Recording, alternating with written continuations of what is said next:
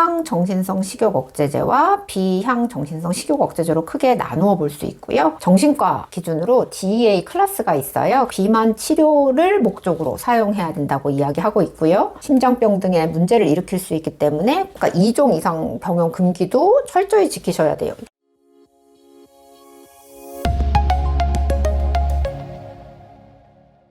안녕하세요. G7 클리닉의 김선영 원장입니다. 제가 G7 클리닉의 원장이기도 한데요. 코아트 대한비만미용학회 상임이사로 제가 활동한 지가 10년 이상 되었고요.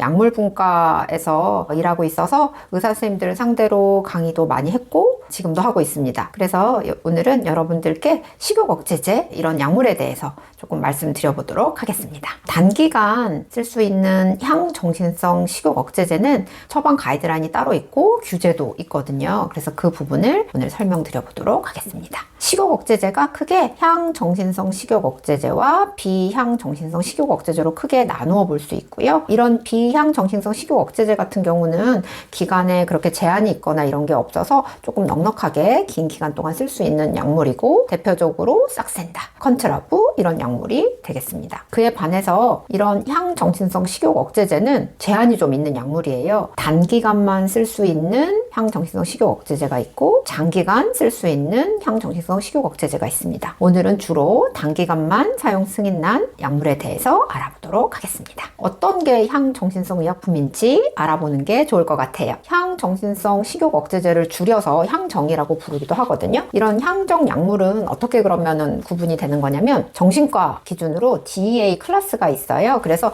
이 클래스가 1, 2, 3, 4, 5 이런 식으로 나눠지는데 이 숫자가 높을수록 남용의 우려도 높고 의존도도 높은 약물이란 뜻이에요. 이렇게 클래스 1 같은 경우는 정말 마약이라고 할 수 있거든요.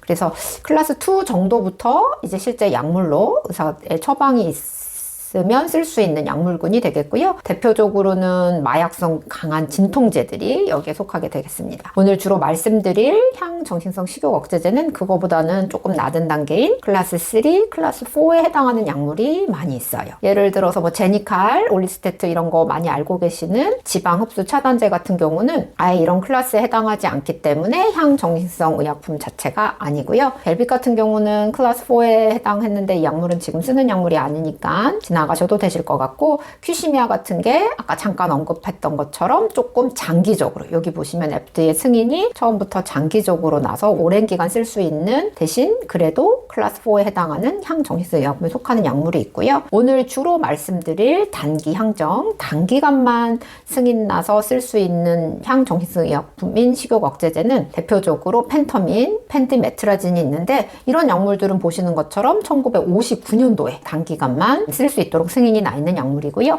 펜터민 같은 경우는 클래스 4, 펜디메트라진 같은 경우는 클래스 3로 구분된 약물이라고 생각하시면 되겠습니다. 이제 구체적으로 우리나라에 지금 있는 약물의 이름으로 설명을 해드리면, 펜터민 같은 경우는 대표적인 약물이 지에타민이죠. 많이 들어보셨을 것 같아요.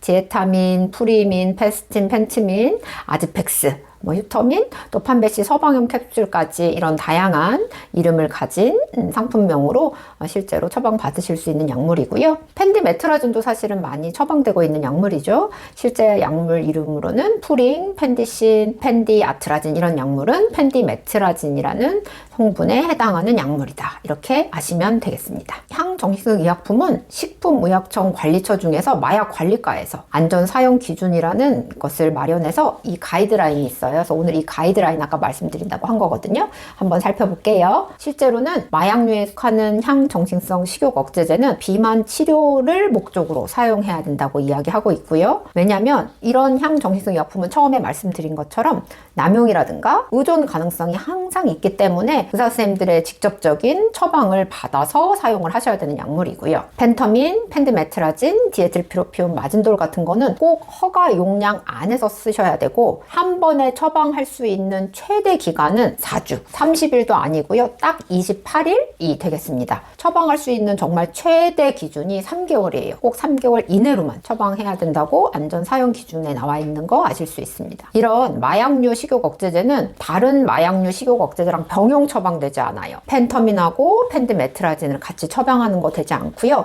이게 스위치 되는 것도 안 돼요. 아, 이제 펜터민을 3개월 복용했으니까 이제 이걸 끊고 펜디메트라진 성분으로 3개월을 쓰겠다. 이런 거 안 된다는 거 아셔야 돼요. 그리고 당연히 이런 마약류는 어린이나 청소년에게는 사용하면 안 된다.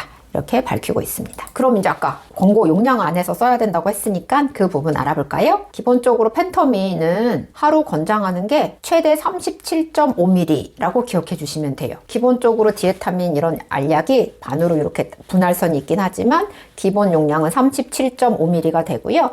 최대 먹을 수 있는 알약이 하루 1개이기 때문에 보통 하루에 2번 복용한다면 반으로 잘라서 0.5t씩 하루 2번 복용 가능한 거고요. 요는 용량을 보시면 저용량도 요즘은 많이 나와요. 그래서 펜터민이 37.5mg가 기본이지만 18.75mg 이렇게 나오는 이제 저용량의 펜터민 약물도 많이 있습니다. 그럼 펜디메트라진은 기본적으로는 35mg 한 알이 기본이고요. 걔를 하루 2번에서 3번까지 복용하는 게 일반적입니다. 여기 최대 용량으로 보면 하루 2알씩 먹을 수 있는 걸로 되어 있지만 실제적으로는 하루 1알씩 하루 3번 복용 가능한 약물이다. 이렇게 생각해 주시면 되고요.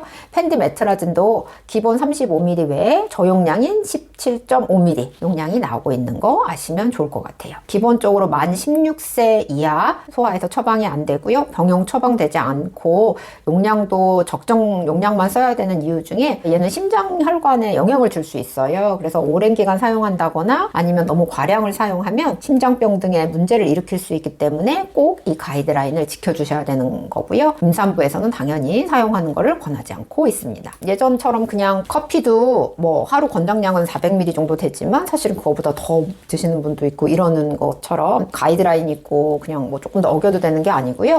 지금 말씀드린 가이드라인은 정말 타이트하게 지켜줘야 되는 가이드라인이세요. 3개월은 절대 초과하시면 안 되고요. 이건 다 주민등록번호상으로 트래킹이 되기 때문에 정말 3개월 이상 처방받으시면 안 되고 아까 2종 이상 병용 금기도 철저히 지키셔야 돼요. 이게 두 개가 겹쳐진다거나 하는 것도 안 되는 부분이고 특히 소아 청소년에서도 되지 않는 부분이 있다는 거 꼭 기억해 주시면 좋을 것 같아요. 다음번에는 이렇게 남용 이유가 있는 이유, 어떤 기준으로 약물이 작용되고 있고 그래서 실제로는 어떻게 사용하는 게 조금 더 좋을지에 대한 이야기 해보도록 하겠습니다. 다음에 또 봬요. 감사합니다.